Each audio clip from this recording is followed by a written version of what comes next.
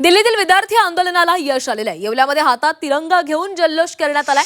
ठाकरे आणि मनसेच्या कार्यकर्त्यांनी हा जल्लोष केलेला आहे। शिवसेना उद्धव बाळासाहेब ठाकरे पक्ष आणि मनसेच्या कार्यकर्त्यांकडून फटाक्यांची आतषबाजी करण्यात आलेली आहे। तर येवल्यामध्ये देखील जल्लोष केला गेलेला आहे। हातामध्ये तिरंगा घेऊन हा जल्लोष केला गेला।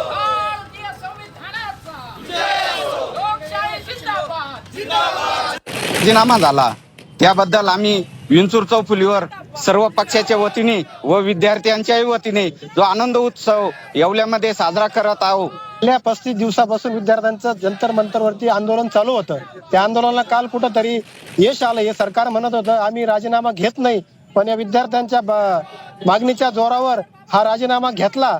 याच तिरंगा विजयाचा आनंद उत्सव आम्ही या विंचूर चौफुलीवर मोठ्या संख्येने आणि सर्व पक्ष मिळून आम्ही करत आहोत। विद्यार्थी आणि पालकांचा विजयाचा दिवस आहे।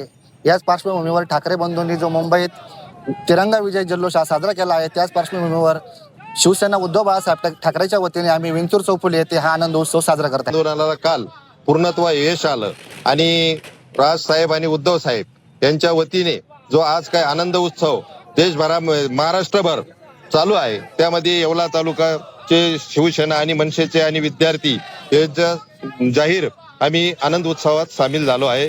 आज उद्धव बाळासाहेब ठाकरे व राजसाहेब ठाकरे यांच्या मार्गदर्शनाखाली मुंबई येथे जे तिरंगा रॅलीत जे सहभागी होण्याचं आज सगळ्यांनी हे केलंय, त्या तिरंगा रॅलीच्या याच्या खाली आम्ही आज येवला शहर येथे तिरंगा रॅली काढत आहोत आणि आनंद उत्सव साजरा करत आहोत।